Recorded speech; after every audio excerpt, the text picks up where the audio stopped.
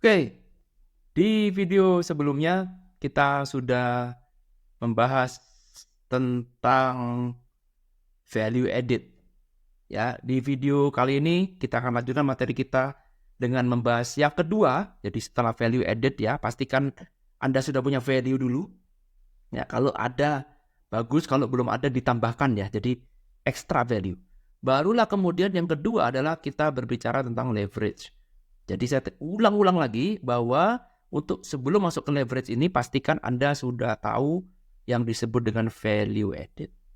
Ya, jadi pastikan Anda punya value. Setelah ini terpenuhi baru menuju ke leverage. Paham ya? Oke, mari kita lihat sekarang. Setelah Anda punya value di sini. Oke.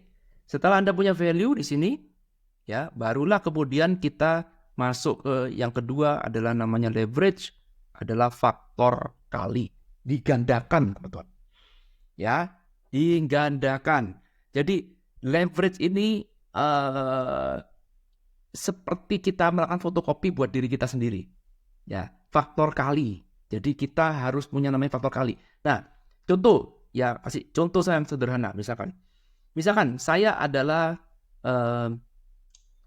seorang dokter misalkan, oke?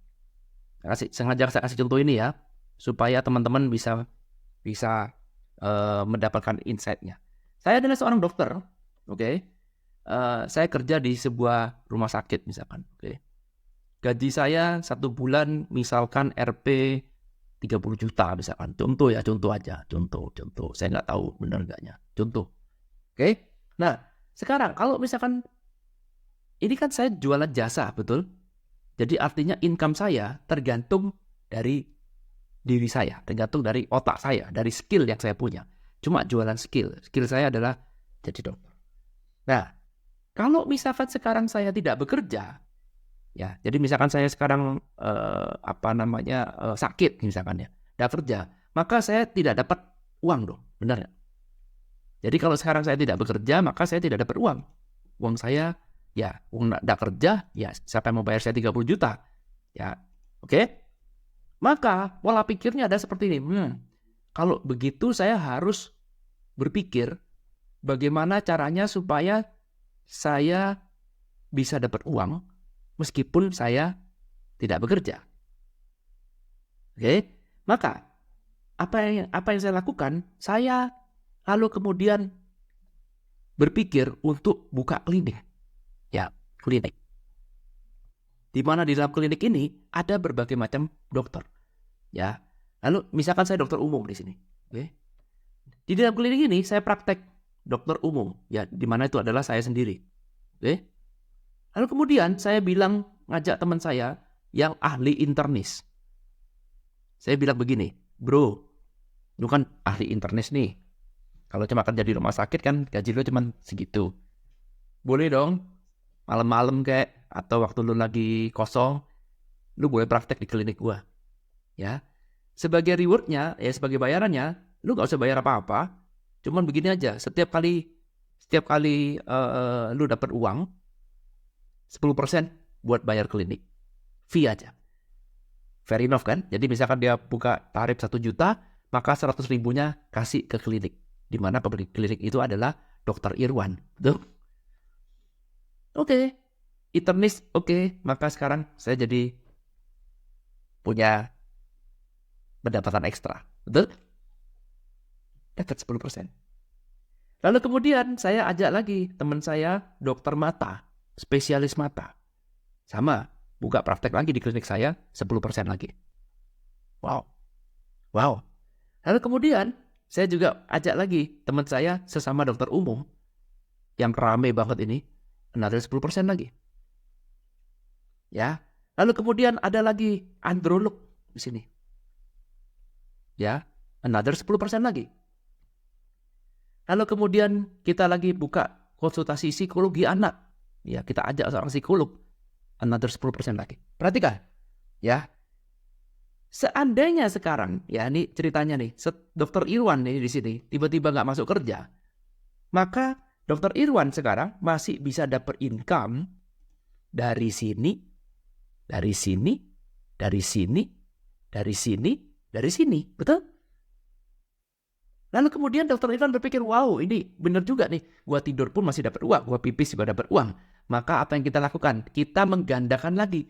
Oke, bisnis klinik kelihatan cukup oke, maka apa yang saya lakukan? Oke, saya pinjam bank, saya atur dengan benar, saya buka lagi klinik. Karena sudah nggak mampu, kepenuhan. Kali kita buat klinik yang lebih bagus lagi. Oke, buka lagi dokter umum.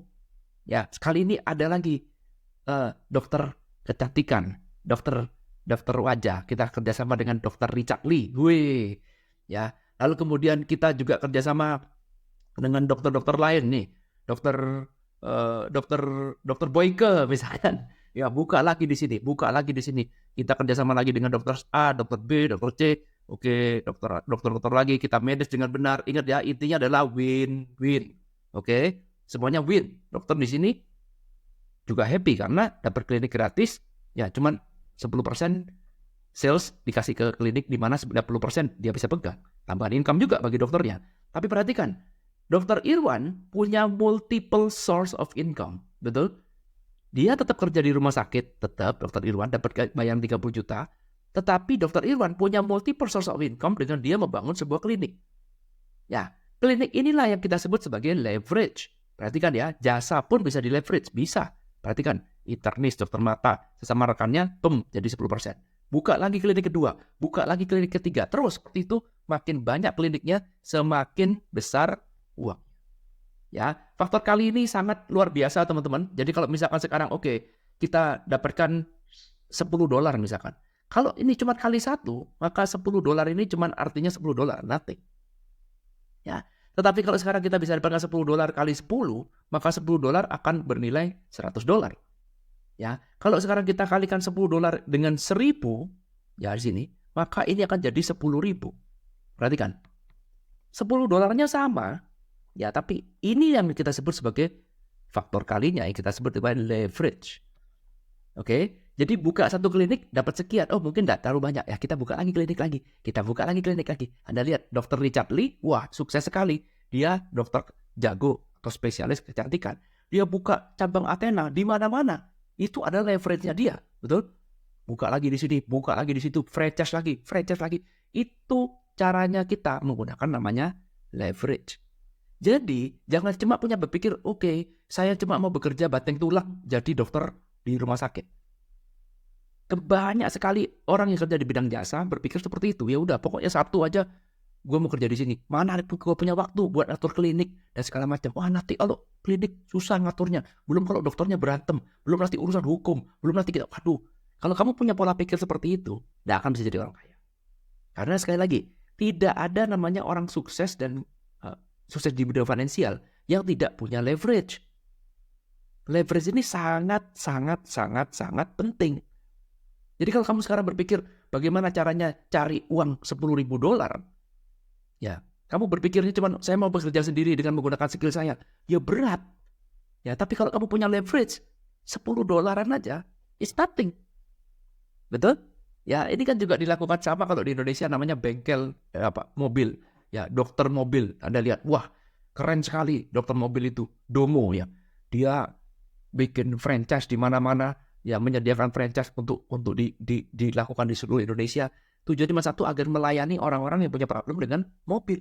Dengan dia mau franchise-kan itu, dia jadi raksasa, jadi besar dibandingkan dengan bengkel yang cuma punya satu. Ya, selalu berpikir faktor kali. Ketika kamu sudah punya toko satu sudah sukses, buka lagi. Jangan, wah saya cuma maunya di sini jago kandang. Ya saya cuma mau, saya nggak mau banyak problem Pak. Saya mau, ya akhirnya kamu penghasilanmu cuma so-so begitu aja. Ya, itulah sebabnya faktor kali ini menjadi sebuah senjata, sebuah rahasia yang tidak bisa diketahui oleh orang banyak. Karena kamu lihat rumah di Citraland Surabaya, rumah harga 25 miliar misalkan. Orang berpikir, waduh Pak, ini cicilannya aja setengah mati, betul? Ada pernah mengatakan seperti itu?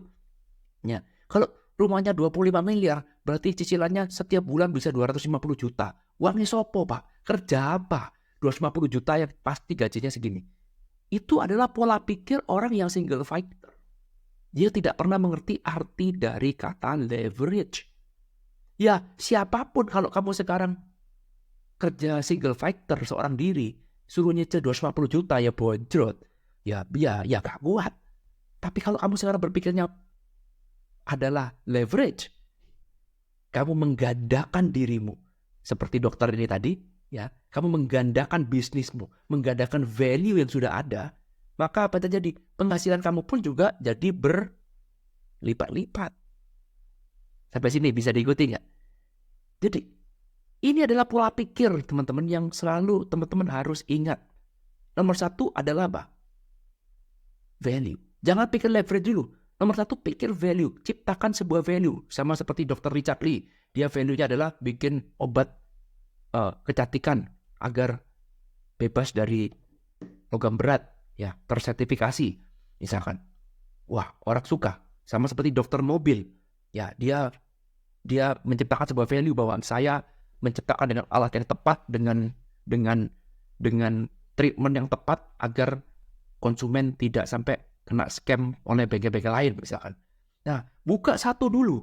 Kamu satu sudah oke, terdeliver value-nya, lalu kemudian nomor 2 baru segera melakukan leverage.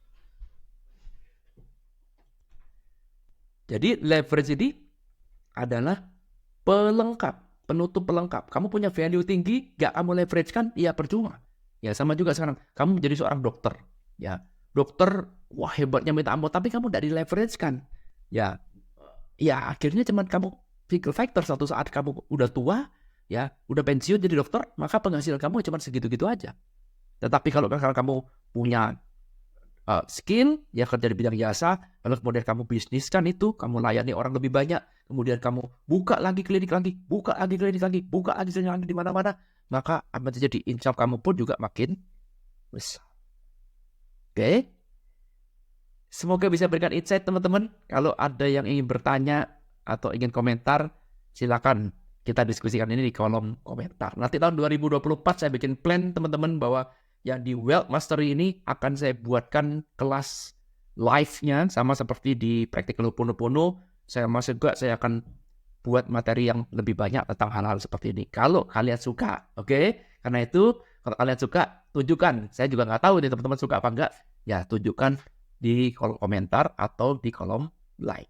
Thank you udah nonton video ini. Ketemu lagi di video Wealth Mastery selanjutnya. Thank you. Bye.